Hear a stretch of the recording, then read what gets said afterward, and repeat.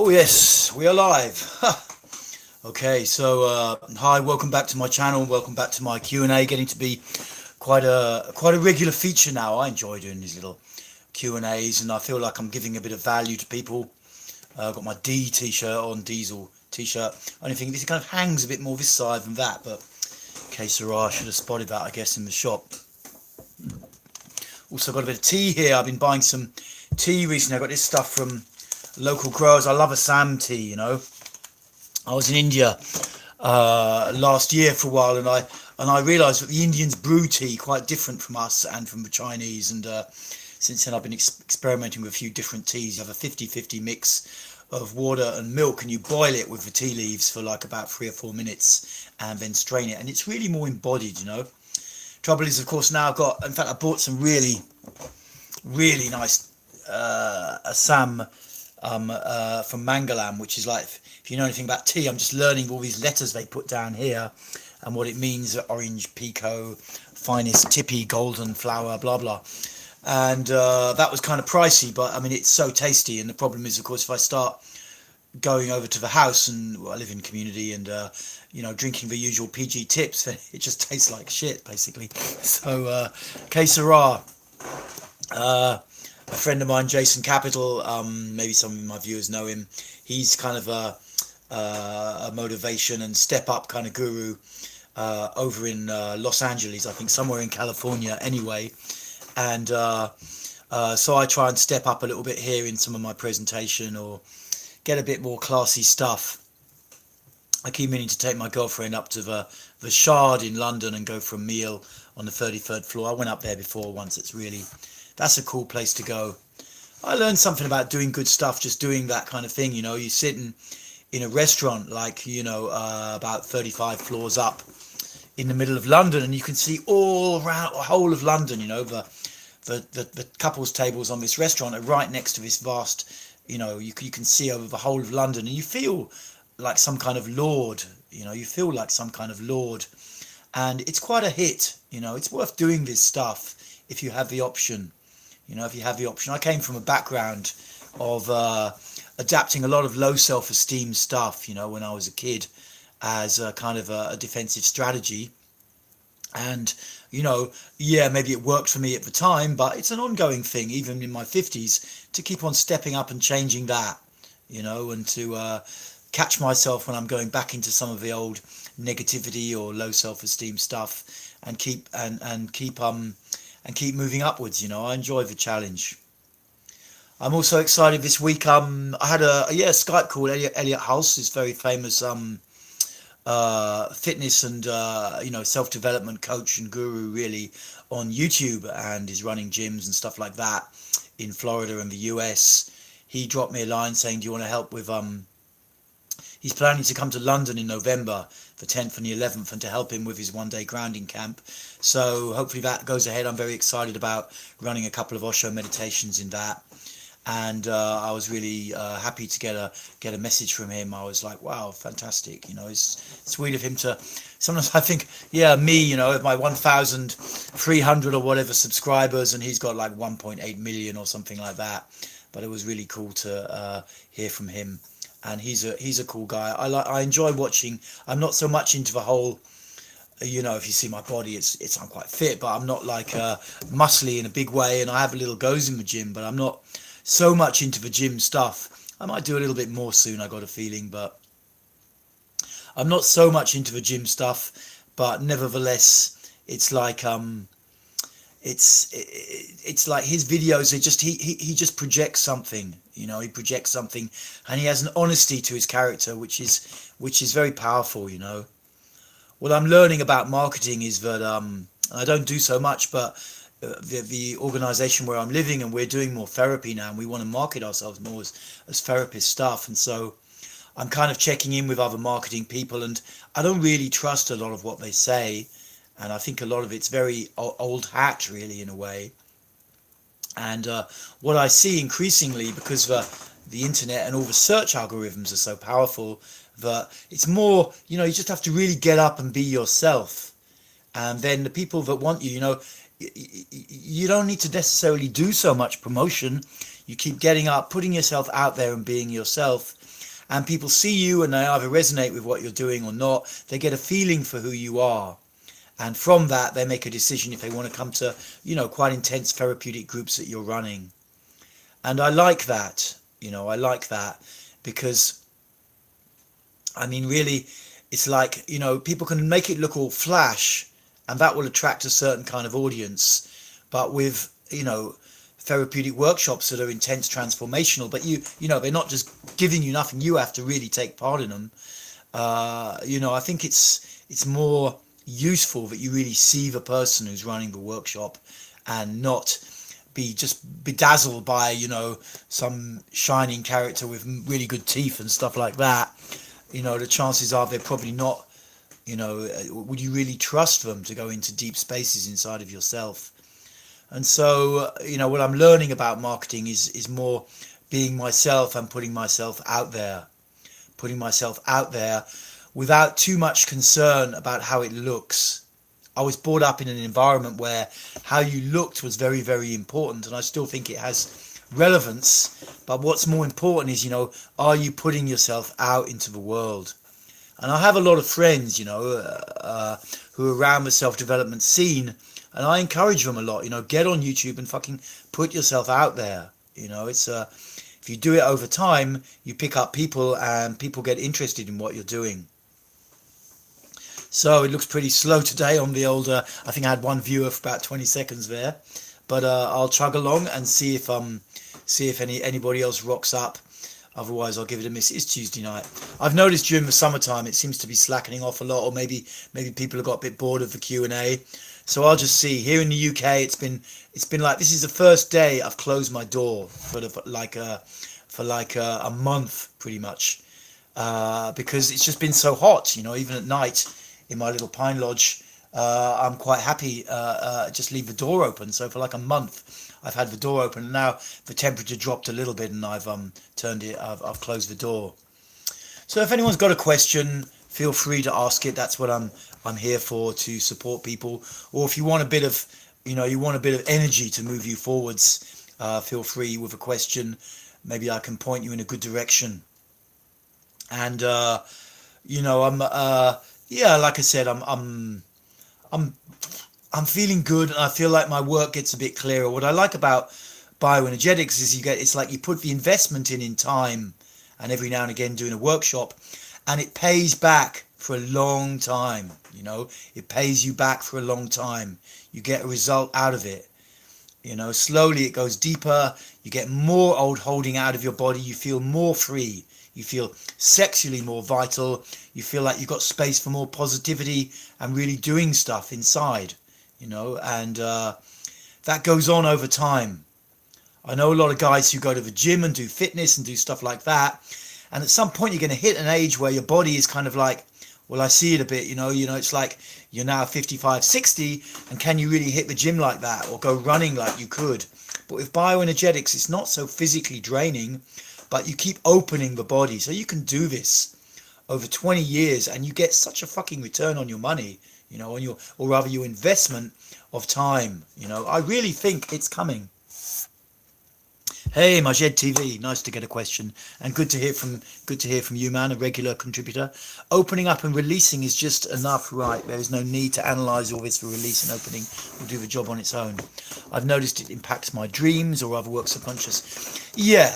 It can be useful also to share if you have a friend or something like that, or some people that do my workshops have got like people that they see regular for counseling, and they can talk about what's going on in the sessions. That can sometimes support you. You can also, I started a little bioenergetic support group over on Facebook. That's linked underneath my my videos, and you can check that out. I haven't been on there so much as I'd like recently, but that is an environment where you can share what's going on with you. The analysis is not, it depends. If you're really drawn to analyze something and think about it, and it feels like it's going to give you something, then go for it. The other thing I would say that's useful with bioenergetics is to keep putting some positivity in, keep trying to step up and really believe in yourself and really increase your self-esteem. I got a buddy called Jason Capital. He's a big self-esteem guru over in California. You can find his channel and look for stuff where he's saying, hey, really step up and do good stuff for yourself. Because what you'll find is that as you release all the old holding and the negativity, in many ways, that's the hard bit, you know. A lot of guys who want to change, they don't really want to do the release and investigating the shit and letting it go. They just want to be positive. And then, of course, the midbrain tries to pull them back into the shit, as I've explained in various videos. And so what's really useful, if you've done some release and you've got the shit out, fill up with some positivity, you know, and see how well it sticks. Maybe you go back into some old bad patterns and stuff, but keep on releasing and keep on opening. When there's stuff coming out of your dreams, you know, the dream state, you know, that we go into at night, you know, is a way, again, of the body, the unconscious, trying to get stuff out, you know.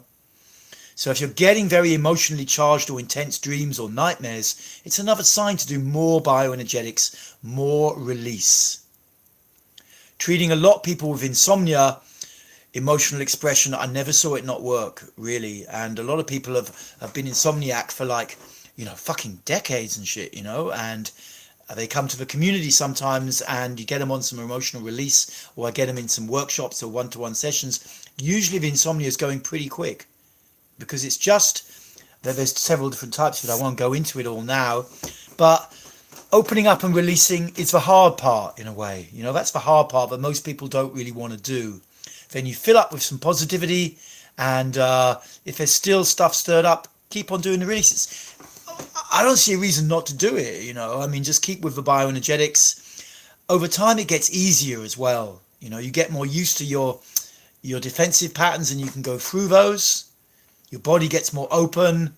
You can go in the arch position and just hang there for like 15, 20 minutes and it's even okay. You know, yes, it's challenging at times and your mind is protesting away, but you can breathe and you can feel. You know, it's such a great practice, bioenergetics.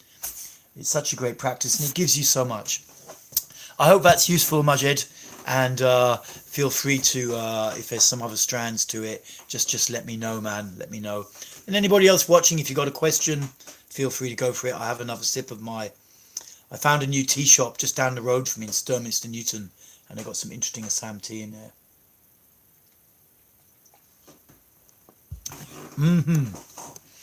So right now, I'm excited. Tonight we're starting... Hey, Jibra, yeah, cool, man. Ask a question. Tonight we're starting 7-day intensive here at Osho Leela. It's called the Total Life Change. So I'll be in the group room. I co-lead that with 3 other therapists. So that's like, you know, I wouldn't want to do 7 days on my own leading stuff.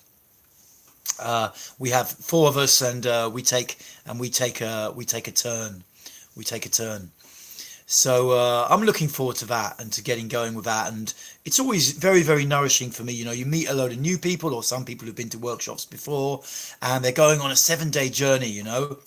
It's quite, people come very fucking nervous, you know, what's going to happen, you know, which is just only human, to be nervous before a workshop and in a workshop 7-day intensive. But, you know, you see them going through the process, coming out the other side. It's very, very rewarding, you know, being a therapist. It's really, really rewarding. And I can't recommend it enough. You know, the society's not really set up to create good therapists. You know, the system, so to speak, of the NHS or whatever. You know, the getting a degree, you know, and all that kind of thing, which I never bothered with. But it is incredibly rewarding to work with people like this, and you know, it does pull people in. They really want to get engaged. Hey, Jibra, how are you, man? Thanks for your comments through the week and stuff like that. If you've got any questions, feel free to go for it. I did a video yesterday about Osho dynamic meditation. I enjoyed doing that. So people have been asking me about that. I got a list of videos and putting that out. And I seem to do a few on the Monday at the beginning of the work. I'm wondering if you have any advice for people on depression, anxiety medication, SSRIs and Xanax. Not for myself, but wondering if I should, recommend bioenergetics. Yes, you can work with bioenergetics. I mean, really, if they're on high doses, the main SSRI medication that you will see in the UK is called citalopram or escitalopram, and it's like a Prozac analog, fluoxetine analog. And on low doses of that, you can certainly work with bioenergetics. And I don't know Xanax so much. I think that's more of an American thing. But I don't know if it's a tricyclic or tetracyclic type of antidepressant. But for me, you can work with bioenergetics. It is ideal to do it with someone who knows a little bit how to run things to start with. But bow and arch, yeah, start easy, and just start with it. Start with it. It's starting to open up the body. I run workshops on depression. And I actually enjoy. Most people hate working with depressives, but I don't mind it so much. I mean, it can be challenging at times if they start threatening to kill themselves and that kind of thing, and then it freaks me out a little bit. Mostly, it's just posturing, but nevertheless, it's very exciting working with depression and depression in many ways, especially people who are turned on to do something about it. But haven't just been dragged along by another family member or friend, but are actually interested to try something different. And a lot of people with depression out there are. Fundamentally, it's a way of damping down the psyche so that you don't feel certain types of primal woundedness. And so bioenergetics is ideal, I've also got some introductory videos on depression. There's one I think called Understanding Depression, which is quite extensive and which I made after a depression group I ran last December, which went very well. And I'm always very happy to work a bit with depressives. Like I say, if they're extreme, it can be challenging. And Skype calls sometimes, it's good for some. And, I prefer to work in person with that kind of thing. But bioenergetics, yeah, man. Yeah. If they're turned on to do like the basic practices I teach really are triple opener, bow and arch, and then shoulder and shoulder release. Basically, they're the main basic practices I'm teaching, and then some pelvic work and some other bits and bob. But I think if someone's got depression and they're interested to work, you could point them to a couple of my videos on depression. Look up Devaraj Depression on YouTube. You probably find 2 or 3 I've made. Particularly the Understanding one, I think, is quite long. And if they're interested in that, they can do some basic bow and arch. Yeah, I mean, slowly what I'm seeing, in our society is that the medical establishments are taking depression a bit more seriously. And even in the UK, some parts of the UK, you can get a gym membership now. If you've got depression, you get a gym membership for free, like £30 a month. It's great, because a lot of it is about moving your body when your mind is telling you just to stay where you are. And when I look at some of the treatments we have for depression and the way it's understood by mainstream psychology, it's like the fucking dark ages to me, really it is, And it's not that it's necessarily easy to treat. It's not necessarily easy to treat, but there are ways forwards for people who actually who really want themselves to move forwards. I've been trying to get her to do some single exercise. Yeah, I mean, it's difficult, you have to be careful also, because I hear, you're working with a friend and that, it's like the bottom line is they have to want it. I've had very close family relatives with heavy issues, addiction issues and stuff, and I've been through phases of my life when I was really motivated to try and save them, but at the end of the day they weren't really so keen. They just like sucking up the attention for a while or something like that, without going into too many details. And it was a learning for me. So it's great to try and support people, but I wouldn't want you to be giving excessive energy to someone who maybe, it isn't really wanting to change so much. It's difficult, it's difficult.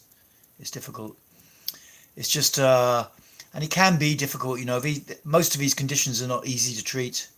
They're not easy to treat. It takes time, and somewhere the person has to develop a willpower and a kind of faith and a confidence. But it's great that you're going for it, man, and I hope that it works out good. You certainly can treat depression, like you can treat most things. The main issue is the individual. If they really want it, or they've often got pre-established behaviors like blaming and certain ritualistic behaviors and keeping things in a certain way. And they don't really want to step out of that comfort zone, in my experience. But it's still fantastic to be able to work with people. It's weird. I'm starting to feel very slowly like the therapy grants one the audacity to follow one's own instincts, starting to gather from the inside instead of wanting all information book. That's fucking great, man. That is fucking great, Majed. That's it exactly. This kind of therapeutic approach that I teach, all it's doing, it's not telling you who to be, it's moving the blocks out of your own being. It's moving the blocks out of your own being, and who's left is who you naturally are, progressively over time, you know.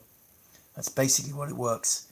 Yeah, experimenting works for me. There's no textbook. There's no textbook approach. I'm going to write a textbook. It's on my list, and I've made a start. I need to just, and I can write. I just need to focus a little bit more. But I'm going to write a textbook anyway, because it is useful to have a book. But that's exactly it, man. You know, basically, you slowly start to realize that you're okay. You're actually okay, and you can really move forwards and move deeper in life. You can come right out of yourself and be as large as you want to be, you know, that it's actually okay. Especially as the awareness starts to get back in the body and down towards the belly, you know. Cool, yeah. Ask any question. Anyone's got a question, just stick it out there. Looks a bit slow tonight. I think I don't know, maybe it's a summer thing.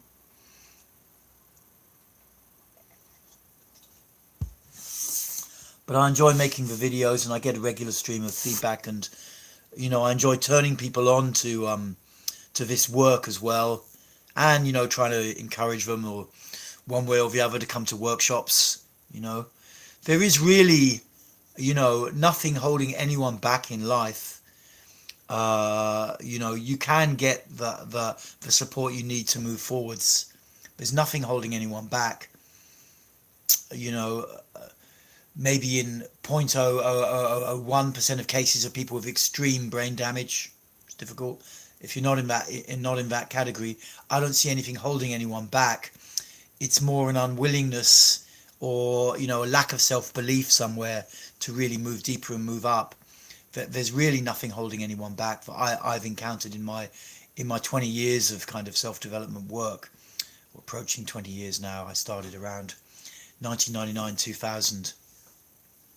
Doing a lot of groups myself, and then starting to teach, you know, and starting to hold space and learning my own way to do that. I recently started to feel more in my lower back. What do you reckon the best exercise for releasing lower back stuff? Bow and arch is good. Bow and arch is good, basically, and you know, take it easy at first, because you don't want to pull your lower back. You know, most people cannot feel into their lower back. You know, they can't really, if you ask them to sit and put awareness in their lower back, it will be very hard for them to do that. So you have to be careful. It's the main dumping ground of the ego, essentially. It dumps all the shit in the lower back. Figures that, you know, no one's going to notice it there. So be careful when you work with the lower back. But, you know, slowly doing the bow and arch over time will start to open that area up more. Just check out that you don't overdo it to start with, because you can pull a muscle, you know, we only pull muscles really when we don't feel our body, when the mind's driving us onwards, but we can't actually feel what's going on inside the body. But I would say that's good. Would you say that a workshop can be as powerful as Iboga or ayahuasca when it comes to change and release? Yes. I mean, I've taken both Iboga and ayahuasca. In fact, I ran a website on Ibogaine for a number of years, since the late 90s, actually. One of the longest running websites on Iboga and Ibogaine. And you know, how I see these kind of psychoactive substances is that they're good occasionally, especially if you're a bit stuck, you know. Iboga and ecstasy were the two drugs that got me on the therapeutic path, because I was very, very locked down and lost before, and they were the two drugs that really kind of picked me up. But you know, what I also see, being around those scenes so long and knowing a lot of people these days, Iboga's still a bit more underground, ayahuasca a bit more popular. What I see is that, fuck, are those guys not in their bodies? You know, when I get ayahuasca people coming into the group room to a workshop, as soon as I put them in positions, usually that they're really not in their bodies, you know. So, you know, these drugs work, they do work in the body, you know. And there's no doubt about it, and they do create positive change, but you need to back that stuff up with a lot of body work, is my opinion, or bioenergetics. You need to back it up. You know, people who just take ayahuasca all the time, I don't see them really developing on a deep level. They might, if presented with that, you know, with me saying that, their minds might repudiate that and come up with a story that they are. But once I see them in, because I like about the group room is your body doesn't lie. Someone puts you in the bow and arch and you're following it. a therapist can see how much you're in the body or not, without any, prejudice about it or making nasty comments or something, but you can see. So whatever, people may come following all sorts of therapies, but you can soon see where they're at, you know.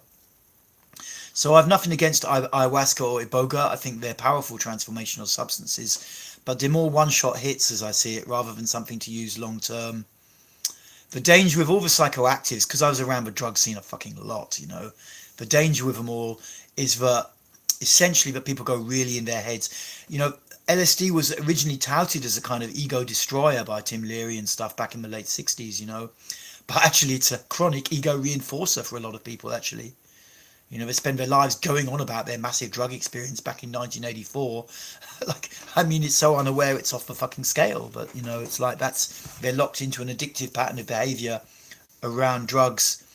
A lot of people who are into kind of what might be just described as negative recreational drugs, for a long time, smoking a lot of weed or stuff like that, they get into ayahuasca.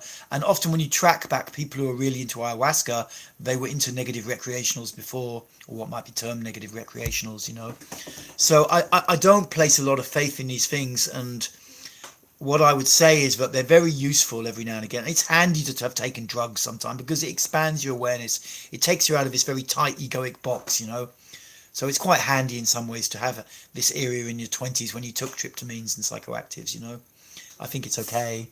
But I don't really buy that they're long-term therapeutic strategies. I don't buy that at all, to be brutally honest, because I've never seen any evidence of that as a therapist myself. So, and generally when I get, like I say, people in the group room who've taken a lot of ayahuasca, they're not in their bodies. Their awareness is not back in the body yet, Maybe they've gone up into some other realm, but you need to come back in. So that would be my answer. Yeah, I've been doing bow and arch for a while now. I thought, nah, nothing there in the lower back, but recently, wow, certainly stuff there. Yeah, man, me too. I led a long bow and arch release session with a group this morning, and it's like you keep on opening that area, or sometimes if you've done a bit, you can go on to other exercises, but the lower back is rammed full of stuff. There's no doubt about it. And it takes a while for your body to open and release. And it tends to go in layers, a bit like an onion, So you need to stick with it. You need to stick with it. What I try, I wouldn't say I absolutely love bioenergetics. Sometimes I wake up in the morning, I think I need to do some bio. I need to do something I'm in I'm not in the best space I could be in for the day, working with people. So I want to do some, but I always find a day is going to go better if you do this stuff in the morning. For years, I did Osho dynamic meditation, like a 1 hour practice in the morning.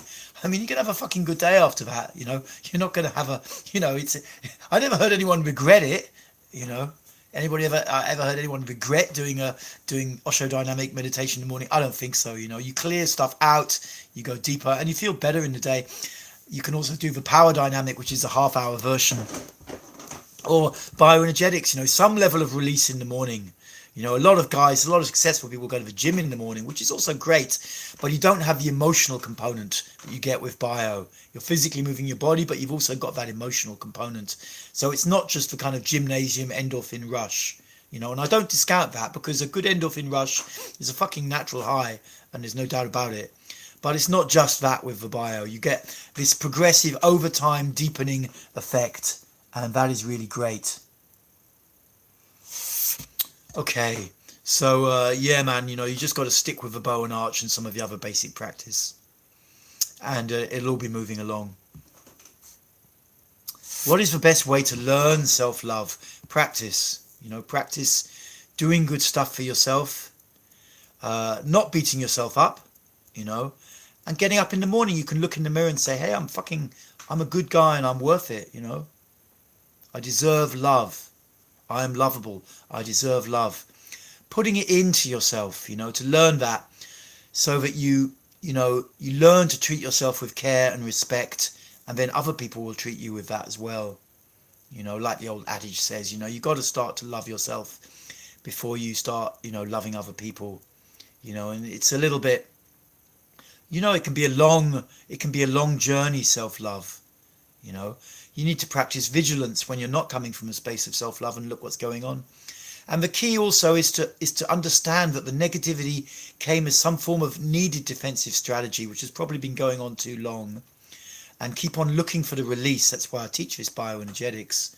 You start to open up the body and let all the old crap out, and then it's easier to take love in. You need to fill up on the love afterwards, and then it stays a bit by bit it stays.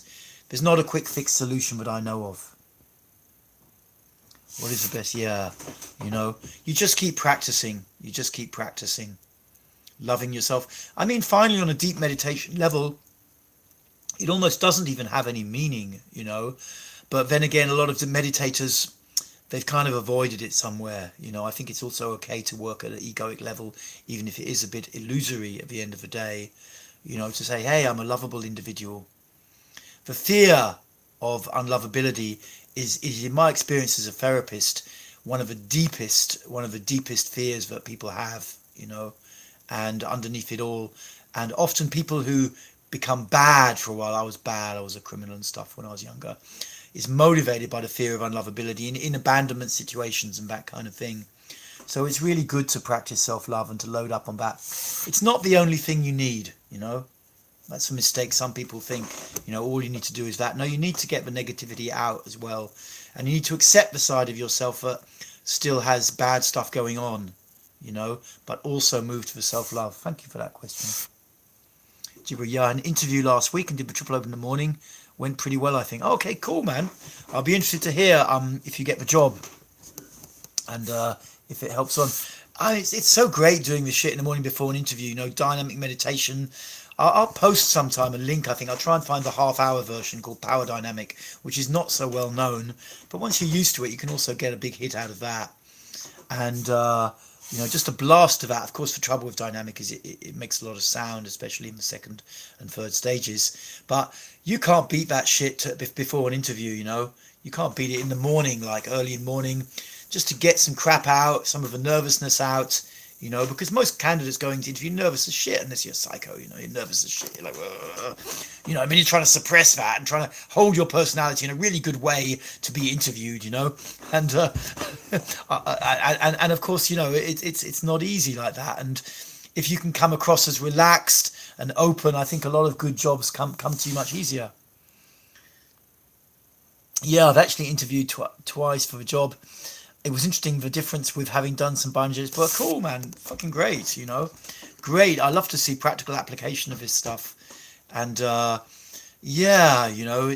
great. I can't speak very much because I've lived quite an alternative life, and so I dropped out in my early 20s, age 21, so I never really did so many interviews. I did a few when I was 18 and 19, and 18 and then 20, 21. I think the last interview I had was the last kind of straight job I had was working in a pub in Chelsea in London, and that was in about 1985, and I'm trying to think if I even got interviewed for anything after that. I mean, I don't think I went through and maybe I'll have to do it again sometime. I worked as an electrician for quite a long time, but I didn't really need to be interviewed for that either, so I haven't done many interviews. Have you ever tried drugs like DMT? I've never taken DMT, no. I mean, I took ayahuasca a couple of times, and that includes DMT as part of the stuff. But yeah, it's an intriguing stuff, DMT. I know some good friends who took it a lot, and you go into a kind of altered reality and stuff. Yeah, maybe I take some. I think you smoke it mostly. Maybe I smoke some one day, but I'm not on such a drug thing. I also have to be a little bit careful. I'm hypersensitive to tryptamines, particularly the not so grounded tryptamines like DMT or LSD. So I have to be a little bit careful about how much I take. Iboga is okay for me, which is a really heavy tryptamine, It puts you under for like 30 hours and shit, That's okay for me. The other ones can spin me out a little bit sometimes. Well, that was my way in the past. I took a big acid trip when I was 24, and fucking hell, it freaked me out so much. I never got diagnosed with anything, but I could see that I was close to having some kind of psychotic episode. It didn't really come on, but I can be on the drug for a lot longer than most people. It kind of ramps up inside of me. So, I have to be careful with ayahuasca and stuff like that. not to overdo it. But nevertheless, it is good to take every now and again for insights. And I've heard DMT is pretty interesting stuff. I've probably done most of the drugs. I never really took heroin so much because I was scared I'd become addicted in my drug years. I got a very close family member who's a long-term heroin addict, and so I've seen what that drug can do. A lot of which is societal conditioning, of course, around it. But otherwise, yeah, I was quite into ketamine for a while. Ecstasy I was certainly pretty into, and ecstasy taught me a lot as well. It's an interesting drug, and weed, of course. But I'm not against these things, but of course people do sometimes have bad experiences and go crazy or do something stupid on the drug, or they do get addicted. Mushrooms is also, I used to love mushrooms, God. Every Monday used to be mushroom day in my mid-20s after I dropped out. Well, when they were, every Monday I say, well, it must have been looking back when they were in season, in the kind of late autumn. Can you talk about the conflict between individuality and community belonging? Wow, what do you say? I mean, it's always there, I think, for any individual, the part where you want to fit in and the part where you want to do your own thing. I think with these kind of things, you can't easily find a good way. It's good to jump into community and see how you find it sometimes. And it's good to really push yourself out into individuality. Your question reminds me of a therapeutic exercise I run sometimes when I'm doing group therapy, which has got 2 stages. And it works very much with the group dynamic. You get, say there's a group of 10 people in the workshop, 9 of them stand in a bunch, and each one comes out. And the first stage is you have to scream at the bunch, I don't give a fuck what you think, until the bunch can really feel you. It's for some people that's very easy. And some people it's really challenging to really put it out from their guts, from their body. And each person comes out and takes a turn at that, to really put it out. I don't give a fuck what you think, until the group can really feel you, and then you can finish exercise and join, another one comes out. And then you go around the second time, which is stretching the arms out, and you work with either please help me, please love me, or please accept me. And you call those phrases out, from your heart. Please love me, please love me, please love me, facing the group. And again, until the group can really feel you, and then you walk slowly and reconnect. And those are 2 very powerful exercises in group work, that really start to break down these things, because it's a very good question that you ask, and it is the core of us in many ways on the level of the ego, of the normal human ego. The core is that thing about, wanting to belong to a group, which is natural, and also wanting to be yourself. And I think all you can do is jump into increasingly intense group situations and increasingly intense situations where you're forced to really take a position for yourself. And through that, you learn. Jumping into opposites, you learn. Trying to work it out with the mind, how I should be, is like walking around the swimming pool. You haven't actually jumped in yet.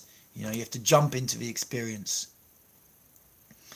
Joining a member of a group. It reminds me of that movie Fight Club, where this guy would go to all these self-help meetings, look for stuff like that and go to it, see what goes on, it's exciting, maybe it's not good if you have to really lie about having testicular cancer or whatever, but, look for stuff going on where there's groups of people are doing stuff, I like cults and stuff, it's like kind of one of the great kind of scary things that the media lay on you, is that there's a cult around, and you're going to have to do this, that, or the other, and and being in cults or society's a cult anywhere. It's also a learning experience, who you are in a very tight situation, socialist environments also, when there's a lot of psychological pressure on the individual to conform to the system, It's interesting that throughout the 20th century, that kind of society was heavily experimented with. Russia, China, and Cuba, and all sorts of countries,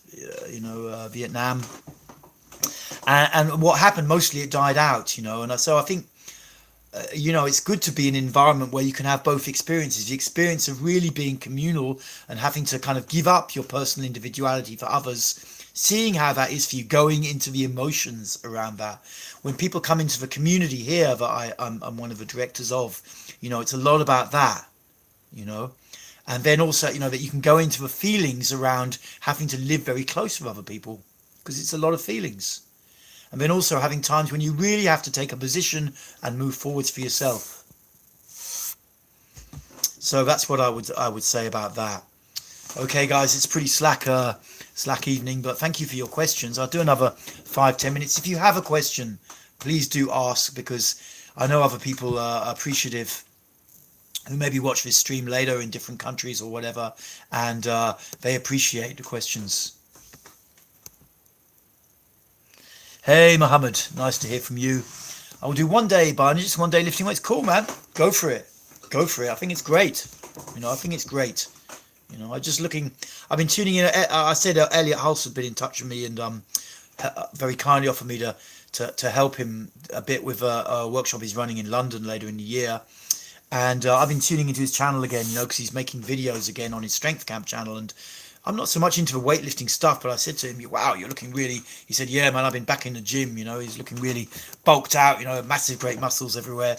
And it's great, It's fucking great to have all these options, to be able to do bio and then to lift weights, great stuff. I know fuck all about weightlifting. And when the times I've been in the gym and tried to bench press, I'm like, I was down Cheetah's gym when I was in Brighton a few years ago. I used to go down there a bit, and that's a real old sawdust gym, and and really old guys who look like they flog each other steroids on it. I won't say that, but they look like that type anyway. And I'll be doing maybe bench pressing fucking 100 kilos or whatever. I'm doing about like 5-10 kilos and feeling like a right wimp. It was just really. But I would put myself in that environment just to see how it was to be in this incredibly male kind of gym environment, and it's cool. It's cool.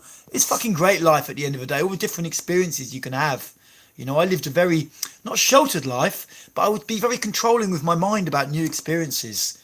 And it's great to be confronted on that and say, fuck it, go to this mad, really full-on fucking gym. It's good, Cheetahs. It's fucking good gym. They're going to have to knock it down sometime when they build a new development. But, it'll be a loss when that happens, And, going into totally different experiences, places where you have to be really rich, places where you have to be really poor, getting all these different experiences and learning from them. I think the world is an amazing place. Thank you, Mohammed. Shukran. If you're, I take it you're an Arabic speaker. Anyway, let's do another 5-10 minutes or so. If anyone's got a question, stick it out there, or a little update of what's been going on for you with bioenergetics or therapy or anything like that. Do ask a question. These streams get a lot quieter these days. I've noticed for the last few weeks. I don't know if it's summer or if it's more like just people are a bit bored of it, a bit bored of me or something. My subscriptions still regularly chug along, and there's kind of a website called, I can't remember what it's called now, where you can works out how many people subscribers you'll get in the next year and stuff like that based on past performance. I'm also excited this week. I've been tossing over the idea of starting a real men's bioenergetics group up in Bristol, which is about an hour and a quarter drive for me, once a fortnight. So I'm going to chat to a friend of mine later this week about that on Thursday. And look at something I can maybe commit to, or can we get something together, maybe in Wilder Street or one of the other centres. And that would be an intro. I want to, I like to try things, and just see how they go. And sometimes I notice in myself, I can get a little bit, if no one turns up, I can keep going for a while, but maybe I need to keep going for a bit longer, So that's a kind of challenge for me to practice a little bit more. I know a lot of people who run workshops and also who run classes, and weekly classes and stuff like that, or monthly classes. Sometimes you get times when no one turns up and you just have to look what you want to do, and that is challenging. But it's kind of a karmic test or something, the great spirit testing you, I think is a good way to see it. And to just keep putting it out and to go for it. I'd like to have a real go. I realise I would love to have a real go at starting a workshop up for guys, where it's got some bioenergetics for maybe an hour and a half and some sharing in it, stuff like that. Because I think men are not getting the bottom line is I just feel like that's something I want to do, So I'm hopeful that we can, he knows the scene a bit in Bristol and we can get something together. Meanwhile, if you've got another question, just feel free to stick it out. I don't mind. You have a question about anything. Like I say, tonight I'm starting the 7-day intensive, so that'll be keep me quite busy for the next week. Luckily, I don't have to run every session, so that's nice.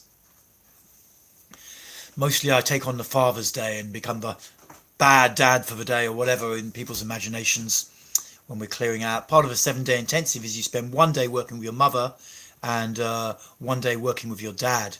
Not actually physically, but you do exercises around clearing that. And it's great work to do. Hey Majed, thank you for this session, your channel and your consistency. Thank you, man. Cool. I hope you're doing good. And I don't remember where you come from, but it's nice to have guys with Arabic. I'm half Iranian, but it's nice to have guys with Arabic names tuning in and getting into this stuff. I think that's cool. Anyway, anyone else has got a question? I'm going to give it a couple more minutes and then go back to my usual stuff. It's dinner time at 7, and then meet some participants who are all no doubt nervous as fuck having come for this workshop, and give them a bit of a gentle intro. Just reminds me I was going to check out how many are first time arrivers. Okay guys, I think I'm going to leave it there for now, unless anyone's you got a last minute question, put it out. I'll give it another 30 seconds, or let me know if you're about to type something. And otherwise I've done 45 minutes. It's a nice time, and I've just remembered something I should do before dinner time. So I hope you can keep doing it. This kind of practice, if you can make it a daily practice, if there's a way to do that, it's going to support you. I'm 57 and I'm still having a great fucking time in life. Good fucking time. Go out and do stuff, girlfriends, life, sex. A few years ago when I was being single, I had like 7 women I was seeing concurrently, and stuff I thought I should have done when I was 18, and I was amazed age 52, 53 I could do it then, and a lot of that's down to bioenergetics, and you stick at it, you fucking get there. You stick at it, you get the life you want. Whether it's partners and car and money and stuff, or whether it's more homely stuff of having really good friendships and whatever. You stick with this practice, you will get it. Stick with me in therapy groups. I take you on. You start coming to my groups. People who come to my groups, they know they can message me on WhatsApp and have a little natter every now and again. I don't bill for that, and I like to see people capable of moving, and I like to support people who I feel who are sincerely up for it, who really want to change. I run a workshop once a year called I Want Change, and I love that workshop title because it summarizes the ideal participant for me. It's not about all the stuff you did before or what you think about yourself or whether you think you're great or whether you think you're utterly fucked up. Do you want change? They're the guys I love to work with. If you want change. Okay, guys. It's been a pleasure talking today, and I hope you have a great week. Keep doing the bioenergetics. Stay with it. Don't buy.